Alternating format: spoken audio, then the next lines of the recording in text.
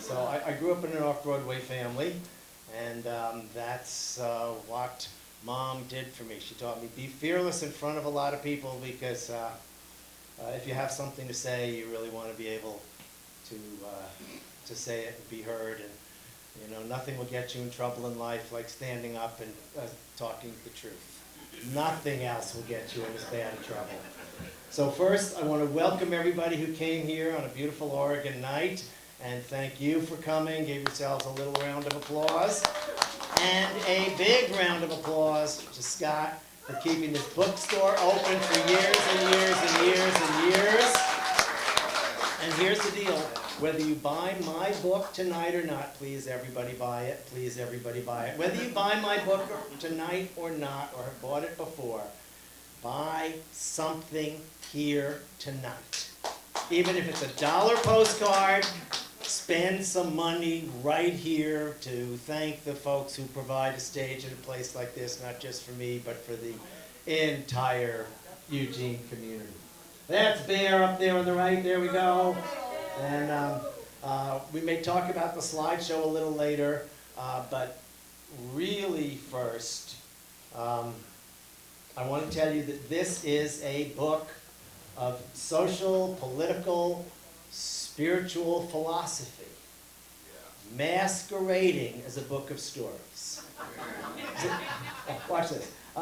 You know, we've got I got a book of social, political, I got a program of social, political, spiritual philosophy. Oh yeah, well, pass the remote over here, let's see what else is on. But you say, and then what happened next was, and everybody's glued to it. So I've tried to put these ideas into story form, and if you are reading it, you don't have to read it like a novel. My suggestion is flip through, see what catches your attention, your eyes, and read that. And then when you've done that 8 or 10 times, slide through it from beginning to end. It'll all fit together. Most of the stories stand alone, just like that. And I have to confess a little bit that oh, you holler out anything you see up here. We'll have questions and answers about these slides a little later. When I'm somewhere else, you know, I'm in Lower Manhattan. Oh, we did the Children's Garden program. That was a big success. Oh, the Rainbow Gatherings. You've heard about those all over the world. But here, every one of you knows my flaws. When I got too angry, when I poured the wrong thing into the engine, when I didn't handle this well. You, this crowd here, honestly, you, my beloveds, know my weaknesses and my flaws and my problems better than anybody in group I'm ever going to read this in front of.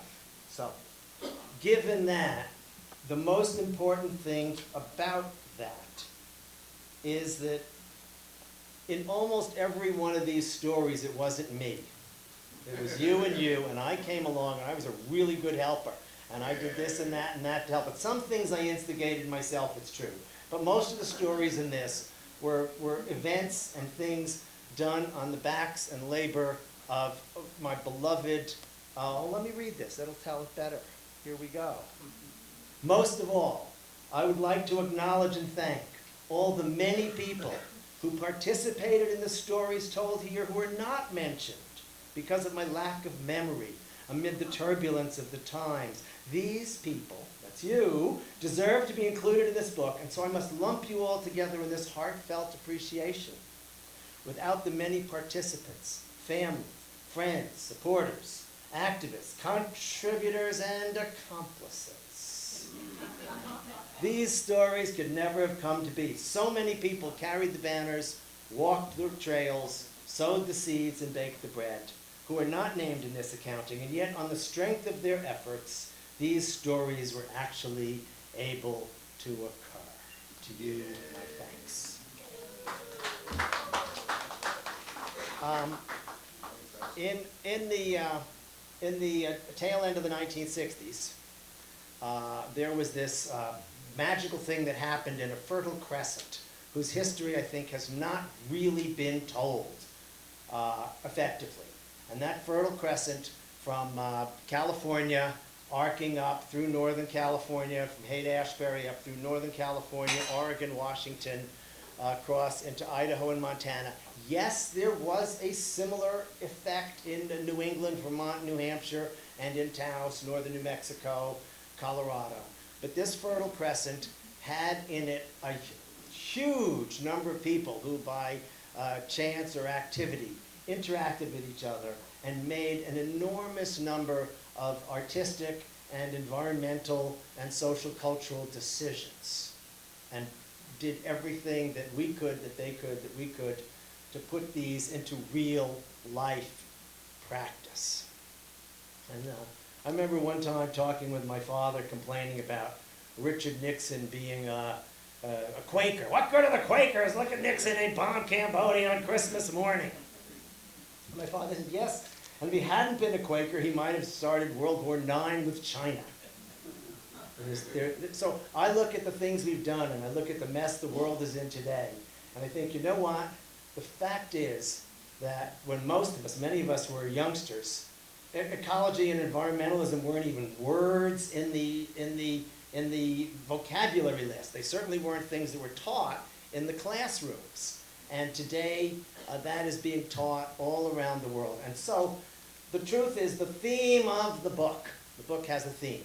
And the theme is that there is a new world culture that is evolving, that is not part of the nation-state system, it's not part of the banksters, it's not part of the corporations, it's not part of, of the military-industrial scene. It is its own patchwork around the world, and it has environmentalists, it has equal justice activists, it has folks who are protecting the waters, the lands, it has people involved with mental patients' rights, prisoners' rights, all of these 100 of different movements that to me are the real patchwork of the rainbow. It's not going to be the movement you and you founded that suddenly we're all going to go, oh wow, and it's going to change the world.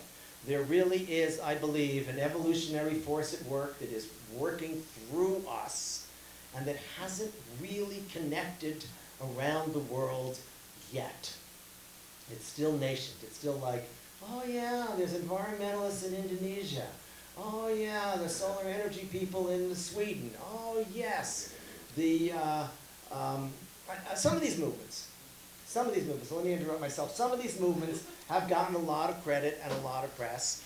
Certainly the civil rights movement, certainly the women's movement, and so forth. And I don't mean to belittle those in any way, but those, as well as the movement that you're working with, or that you're working with, or that you're working with, all of these are kind of linked up around the globe, and everybody sort of knows it. Everybody who's a serious global environmentalist knows it. And the person who's in a community garden in Chicago sort of knows they're connected to the people that are cleaning up the giant garbage patch in the Pacific Ocean. And everybody's getting aware of this, and I think we're going to see that dividing the world into nation states as a game of warring empires is simply not going to work for us evolutionarily. And so I see this as a evolutionary movement, and I feel that, no offense, I'm not really writing to most of you. We can sit around and say, oh yeah, wasn't that great? Oh yeah, look what happened. Oh, we did this, we did this, we did this. Wasn't that fantastic?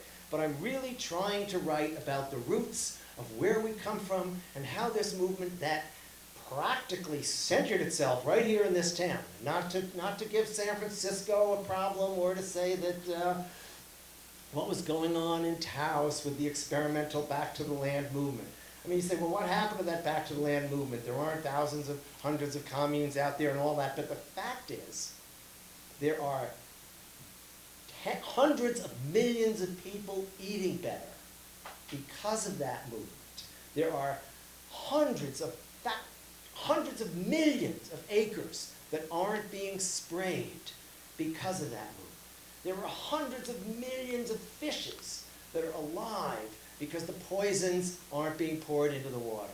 And it's hard to see these successes in these dark times, but I'm trying to write this book for our kids. And I see some of our kids here in the audience. Yes, I see some of our kids here. But I'm trying to write this book. I've been writing this book. Oh, why did the book take 20 years to write? Oh, I get that question all the time. And that's because we're still making new material every month, every week. We're involved in this movement, we're involved in that movement, we're involved in this protest, we're involved in that active item, and it's too much to be sitting there at the keyboard writing it down when I'm actually heading out to go work on this next event. I want to talk a little bit about, yes, the Fertile Crescent, where this evolutionary step by the human, oh, I talked about that already. In the book, I talk very little about pot. There's plenty of people talking about pot. I talk very little about, I mentioned sex because of the 60s, but it's all poetic. There's plenty of literature and stuff out there about sex. But I do talk about psychedelics, which I think have not gotten a fair shake in the cultural understanding of our times. So you will see these referred to in the volume many times. Now, I want to talk a little about the gatherings. And the gatherings are now in their almost 50th year. And we're going to be we're just in Georgia. There was a mess of a police scene there. And we're going to be in Minnesota, Wisconsin. And there's still ongoing court cases about human rights and public rights of assembly. I'm not going to do those this evening. But the key to me in the gatherings, the Rainbow Gatherings, is not what we're doing here in the annual gathering in the United States, the 4th of July. It's really that these things are happening in Brazil and Venezuela. And, you know, I get this photograph. It's up here in one of these, we'll point it out later, of a rainbow gathering in eastern Turkey. Or there's a rainbow gathering in Tajikistan. So in Tajikistan, who's there? You got 1,300 people. And you've got, you've got Sunni and Shia, you've got Chechens, Donetskans, you've got Ukrainians, Russians, Hungarians, Poles, Latvians, Israelis, people from Lebanon and Saudi Arabia, and they're all there. And people say, well, how are you going to get everybody to make peace? By living in some tents in the woods. And the answer is it's not that we're all going to go live in the tents in the woods. It's that we're learning each other's recipes, each other's songs, each other's mythologies, each other's histories, each other's jokes. And the kids are learning to play together.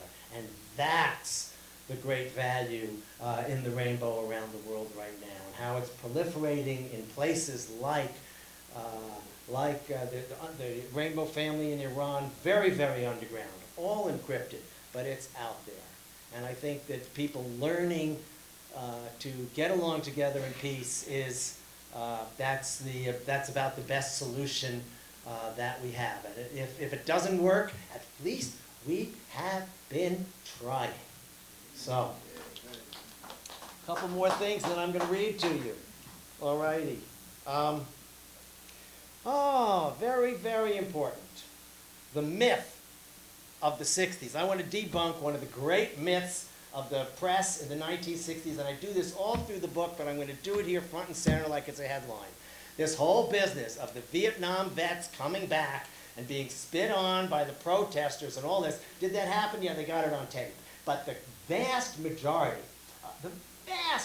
of Vietnam vets and peacenik protesters who came and met each other in those times understood the same stuff.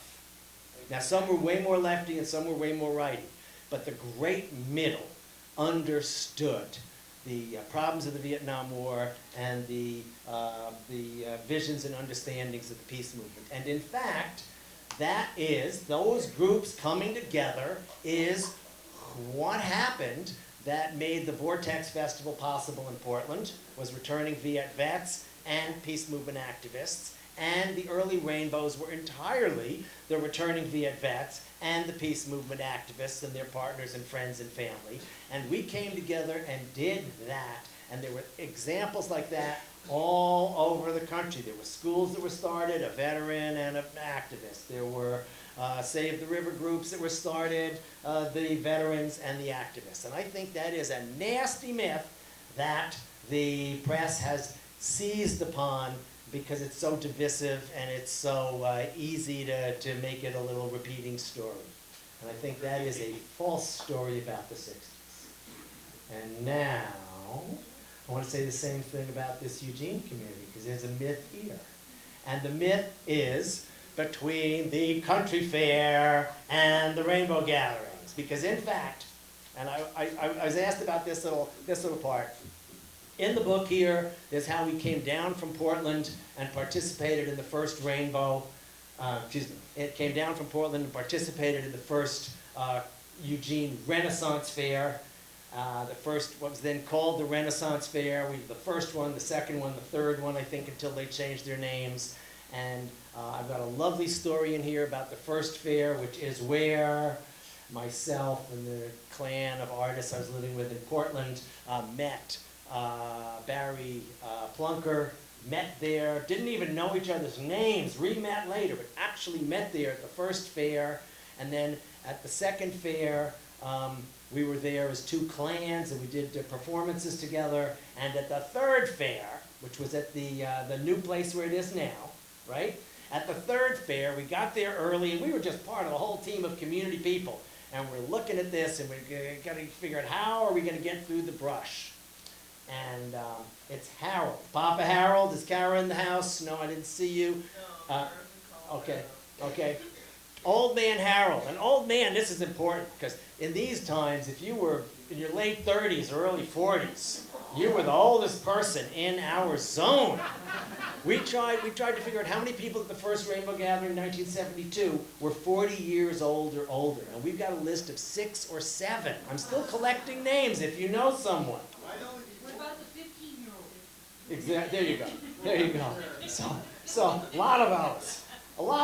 So we were looking at this, and Papa Harold said we should make it a figure 8, because then people will walk around forever. And Harold and Barry and Rob Roy and me and I don't know who else in our own scene there, machetes and hand tools, like we didn't have those brush cutter things. We went there, and everybody thought, oh great, those rainbows are doing that job, that's a mess. You know, and they were building beautiful booths at the front and getting the parking and putting up stuff. They were letting us just have at it, and we made that figure 8, and we were all in love with each other. Everybody was getting along fantastically, and it was that way at the fair the next year, and then the fair moved to be right at the beginning of July. So it was tougher for us to show up. When the fair was in June, we could show up. So things went on like that until 1978, when we were down there in Tokati with the Rainbow Gathering the first week of July.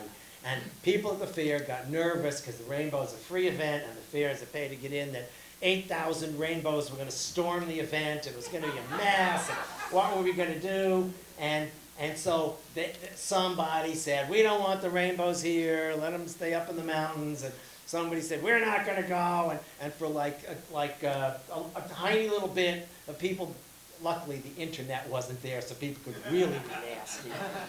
For a tiny little bit, people traded barbed messages back and forth, and it was a little snooty. And to me, that is water under the dam from 40 years ago. Thank you very much. And in the time since, there's been immense cooperation between the rainbows, the craftspeople, the artists, the performers, the infrastructure, the administration, and everybody should get over that mythology of the 60s. There we go. Next. Debunk these myths. Next up.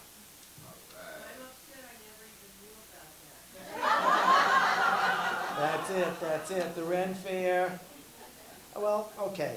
I'd just like to say, wrapping up here, that growing up in an off-Broadway theater and getting a certain political activist awareness through that was an easy route for me. I came to this counterculture stuff, as I said, I sort of had it all handed to me with civil rights, equal justice, environmental thoughts, anti-government oppression, jails don't really heal people, all these kind of concepts, I could list 100 more, all these kind of concepts were handed to me on a like a paper plate. They were beatniks. And in the 50s, paper plates were much easier than washing dishes.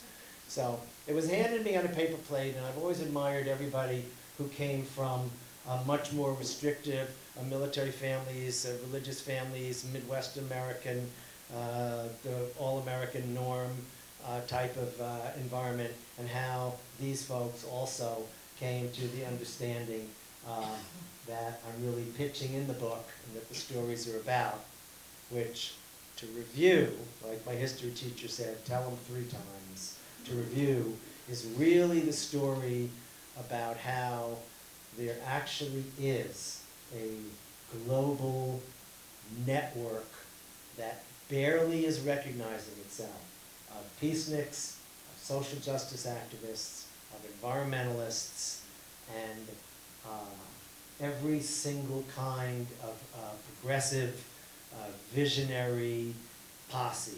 And that these groups are the future of the human species. And we've been entrusted to do something and work on this. And, you know, one person did this inch and one person did that inch. It's like on the quilt. One person did 1 stitch and stitched 1 piece together, and the other person stitched something else together. And we cannot believe that hundreds of years from now the world will still be divided into nation states along the warring kings and empires and colonist borders. I think we're going to see a different world. I'm still very hopeful. I still believe in the young people. So what I want you to do is show this book to the people that are environmentalists, that are activists, that are interested, that are like the Parkland High School kids, and say, this book tells some of where we come from. Some of the bohemian artists, visionary backgrounds, some of the wild, crazy but beautiful 60s experience backgrounds, some of the early ideas that turned into the organic food movement, that turned into the movements that have survived in much bigger events, much bigger effects than the little things that we were able to do here in Eugene. We got that wow hall going, right? We got that wow hall going. There are people here who were part of that movement to open that building up. And when we did it, it was like an unheard of thing. And today, you cannot go to a city the size of Eugene where the community hasn't taken over the old library, the old packing plant, the old pillow factory, and turned it into the wow hall of Chico and 150 other towns from California to Maine. And I think what I don't want to do is read a story to you that you were all at. Now, when Homer got off the boat and sat there, he always read the stories about the town where he was visiting. He got off at Thrace. Oh, he read the chapter about the heroes from Thrace. I'm not going to do that. Here we go. My parents, with a living theater, opened a place on 14th Street in Manhattan, and it became a center.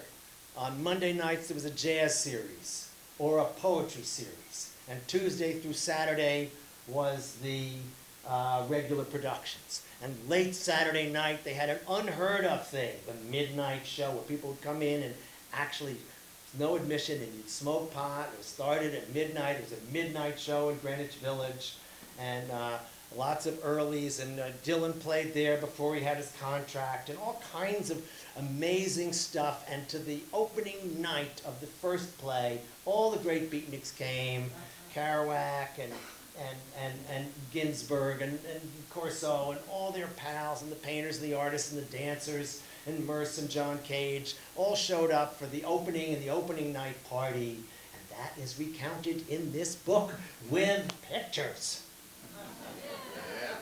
The story I want to pick up goes for 4 years after that opening in 1959.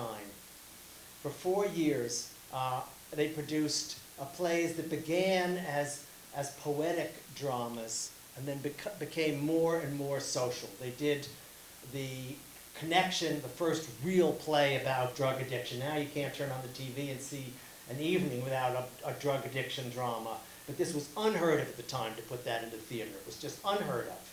And then, even worse, they did the play The Brig, which was about Marine Corps prisons.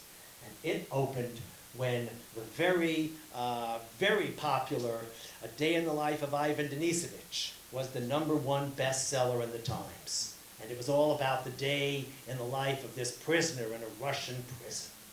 And it just started at dawn, and it ended when he went to sleep.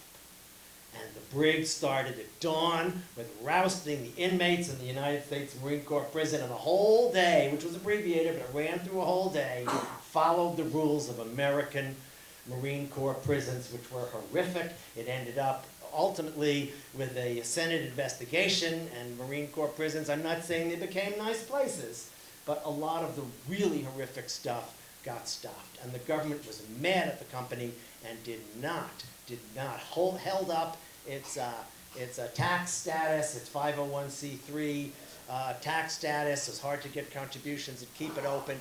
And they eventually came in and seized the theater in a crazy bust. And you can read about it in the book.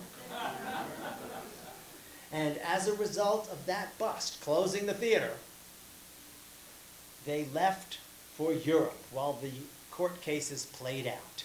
Because in Europe, they didn't have the problem. They were all given own recognizance. And if you get a freaking parking ticket, you're on your own recognizance. They bust you for a little pot, you're on your own recognizance, boom, into jail. So they zipped off the whole company to Europe and began what became, oh, let me read you about it. By early summer, this is chapter 7, Exile in Italy. By early summer, the theater company had departed for Europe, where, at that time, they could work paying far less in U.S. taxes and be secure from political harassment, while the lawyers began a long paper argument over whether the Living Theater had been unfairly singled out for prosecution by the U.S. government. This was the start of what was to become a very long tour. It caravanned itself across several continents and dozens of countries, cultures, and languages. It kept the theater on the move for more than 20 years. After a while, it seemed less like a tour and more like an exile.